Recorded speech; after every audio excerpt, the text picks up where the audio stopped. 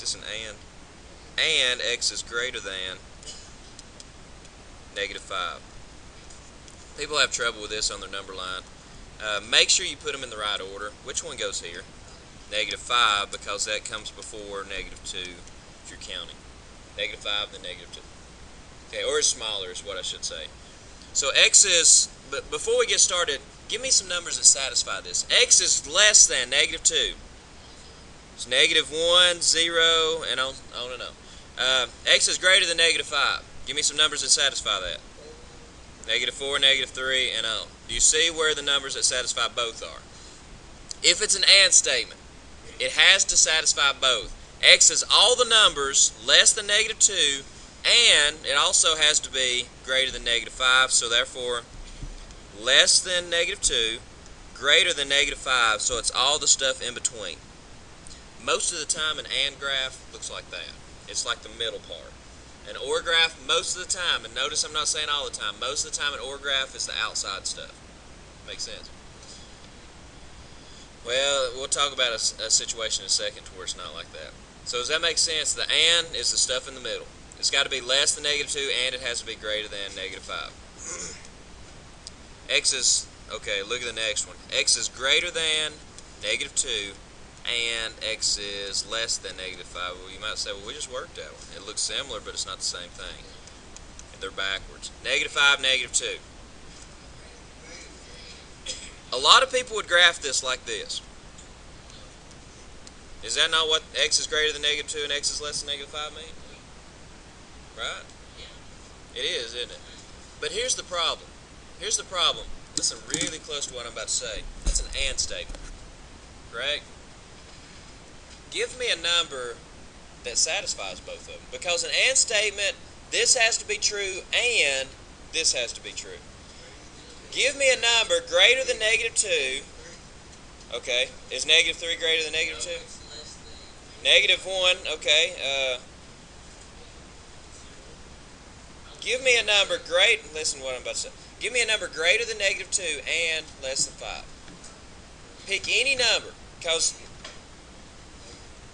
okay. You can't do it. Thank you very much. Because look, guys. Is this not the numbers greater than -2?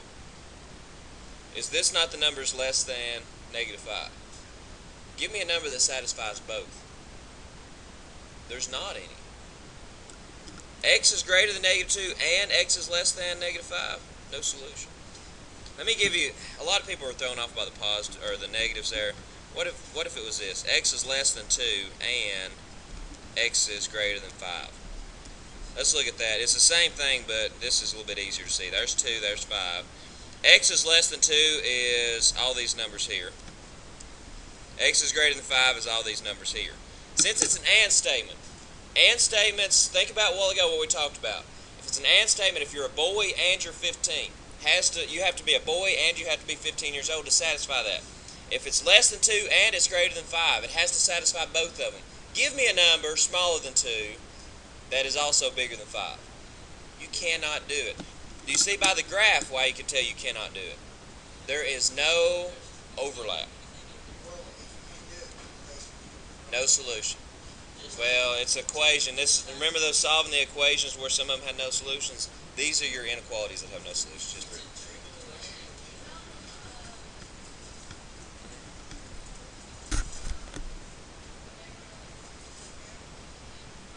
yes.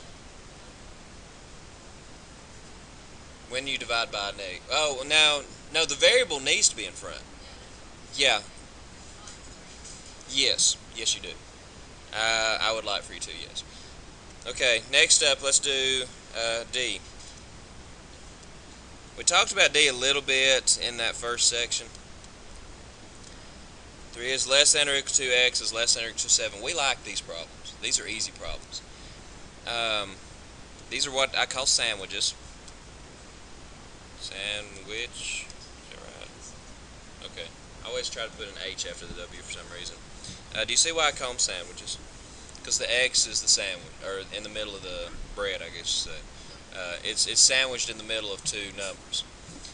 Can anybody remember what I said that meant?